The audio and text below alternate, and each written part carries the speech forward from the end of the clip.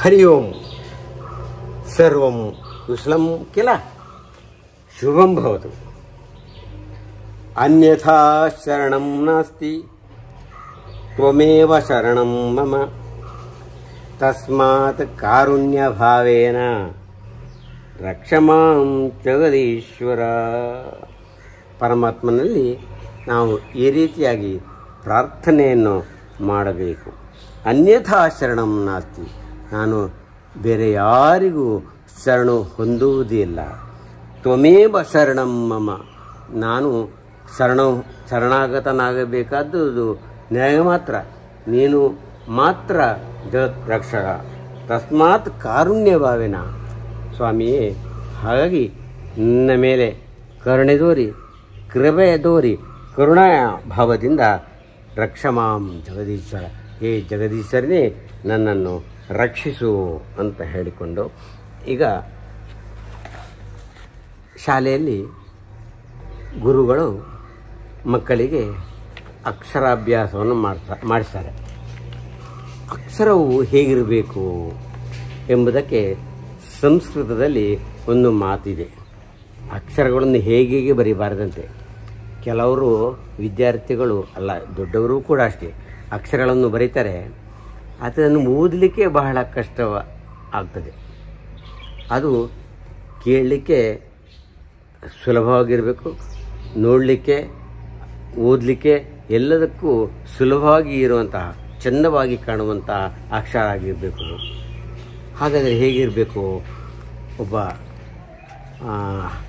ಹಾಸ್ಯಪ್ರಿಯ ಕವಿ ಹೇಳ್ತಾನೆ, ಅಕ್ಷರಗಳು ಹೇಗಿರಬೇಕು ಅಂತ ಹೇಳಿದ್ರೆ, ಅಕ್ಷರಾಣಿ ಸಮಾನಾನಿ ವರ್ತುಲಾನಿ ಘನಾನಿ ಚ ಪರಸ್ಪರ ವಿಲಗ್ನಾನಿ ತರುಣೀ ಕುಚ ಯುಗ್ಮವತ್. ಅಂದರೆ ಅಕ್ಷರಗಳು ಸಮಾನವಾಗಿರ್ಬೇಕಂತೆ. ಅಂದರೆ ಒಂದು ಅಕ್ಷರ ದೊಡ್ಡದು, ಕೆಲವರು ಬರೀತಲ್ಲ ಇಂಗ್ಲೀಷಲ್ಲಿ ಬರೋಗ ಒಂದು ಅಕ್ಷರ ಕ್ಯಾಪಿಟಲ್ ಲೆಟರ್, ಇನ್ನೊಂದು ಅಕ್ಷರ ಸ್ಮಾಲ್ ಲೆಟರ್, ಆಮೇಲೆ ಮತ್ತೆ ಏನು ಅದಕ್ಕೆ ಅರ್ಥ ಇಲ್ಲ. ಹಾಗಿರಬಾರ್ದು. ಅಕ್ಷರಾಣಿ ಸಮಾನಾನಿ, ಸಮವಾಗಿರ್ಬೇಕು. ಕ್ಯಾಪಿಟಲ್ ಲೆಟರ್ ಎಲ್ಲ ಕ್ಯಾಪಿಟಲ್ ದೊಡ್ಡ ಅಕ್ಷರಗಳು, ಸಣ್ಣ ಅಕ್ಷರಗಳಾದರೆ ಎಲ್ಲ ಸಣ್ಣ ಅಕ್ಷರ. ಅಕ್ಷರಾಣಿ ಸಮಾನಾನಿ ವರ್ತುಲಾನಿ ಅಂದರೆ ದುಂಡಗಿರ್ಬೇಕಂತೆ. ಅಕ್ಷರಗಳು ಯಾವಾಗಲೂ ಹೀಗೆ ಓರೆ ಕೊರೆ ಎಲ್ಲ ಬರ್ತವೆ, ಯಾವುದಾದ ಎಲ್ಲ ಸ್ಟೈಲ್ಗಳು ಬರ್ತಲ್ಲ, ಇಲ್ಲ. ಅಕ್ಷರ ಯಾವುದೇ ಭಾಷೆಯಲ್ಲಿ ಆದರೂ ಕೂಡ ಅಕ್ಷರಗಳು ವರ್ತುಲಾಕಾರವಾಗಿ ದುಂಡಗಿರಬೇಕು. ಘನಾನಿಚ ಅಂದರೆ ಅಕ್ಷರಗಳು ಘನವಾಗಿರಬೇಕಂದ್ರೆ ಅದು ಬೋಲ್ಡ್ ಆಗಿರಬೇಕು. ಕೆಲವರು ಬರೆದ್ರೆ ಅದರ ಅಕ್ಷರಗಳೇ ಕಾಣೋದಿಲ್ಲ, ಆದರೆ ಒತ್ತಿ ಸರಿಯಾಗಿ ಕಾಣುವಾಗಿ ಸ್ಫುಟವಾಗಿ ಘನವಾಗಿ ಬರಬೇಕು. ಪರಸ್ಪರ ವಿಲಗ್ನಾನಿ ಅಂದರೆ ಅಕ್ಷರಗಳು ಒಂದಕ್ಕೊಂದು ಜೋಡಿಸಿಕೊಂಡಿರಬಾರ್ದು, ಬೇರೆ ಬೇರೆ ಆಗಿರಬೇಕು.